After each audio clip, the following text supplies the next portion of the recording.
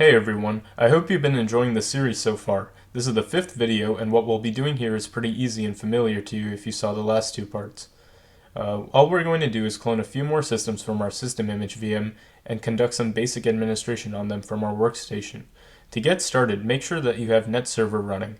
I have it running in headless mode, so that's why we can't see it. And then we'll just do the same rinse and repeat to clone SystemImage.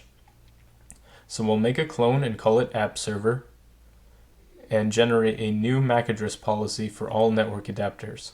And hit next, make it a full clone, and hit clone. And if I haven't said this already, the names are completely arbitrary. You can set whatever name you want as long as you're being consistent with it. I just like to call them AppServer, Workstation, etc. So we're going to make another AppServer and call it AppServer2.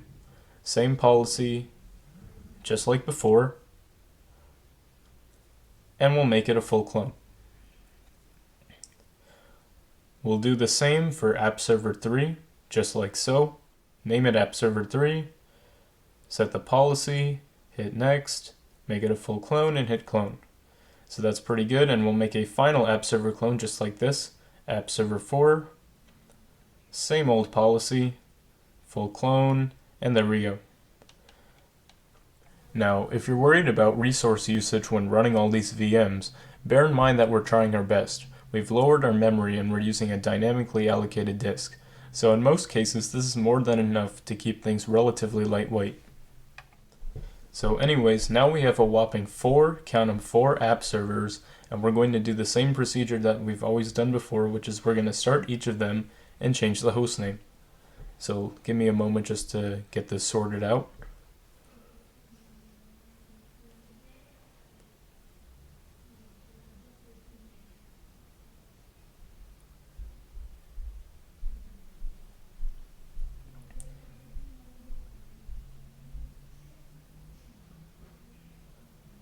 And we'll start with number 1 since it should be booted up first.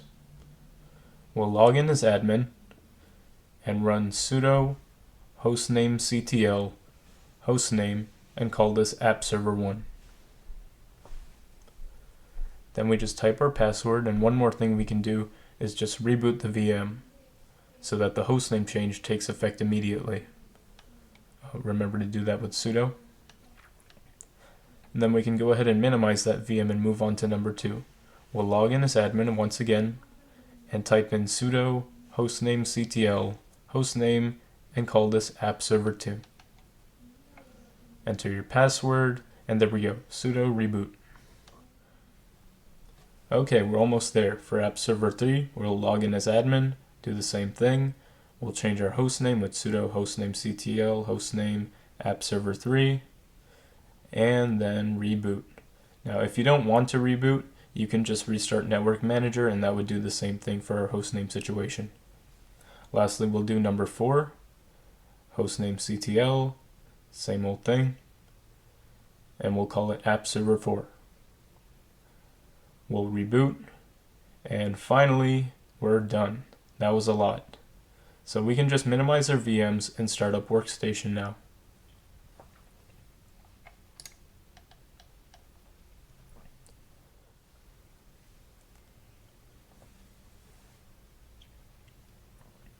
When Workstation boots up, we'll log in and open up the terminal.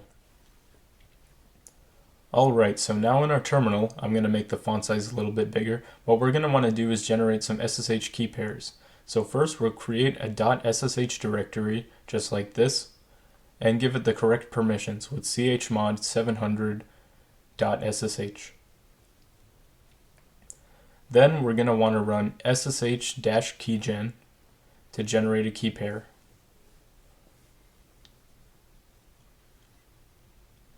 We'll save that key pair in .ssh and call it wskey for workstation key. We won't enter a passphrase, and that should be it.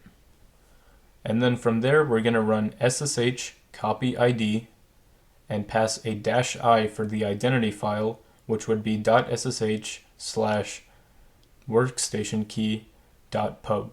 And then we'll type in the username and hostname of AppServer1. So that would be admin at AppServer1. So we'll just say enter and say yes to that and type in our password. So that should be good. Now we copied the ID, and we're going to do the same thing for app server 2, 3, and 4. So we'll just say yes, enter our password, and do it for 3. Say yes, our password, and lastly number 4. Enter our password, and there we go. So now we should be able to log into any one of these without any problem. So let's try it on app server 4, SSH admin at app server 4, and there we go, we're logged in. Alright, so for the purposes of this series, that's going to be about it. We've set up a HomeLab with 5 control nodes including NetServer, our Linux router, and we have a nice central management console, that being Workstation.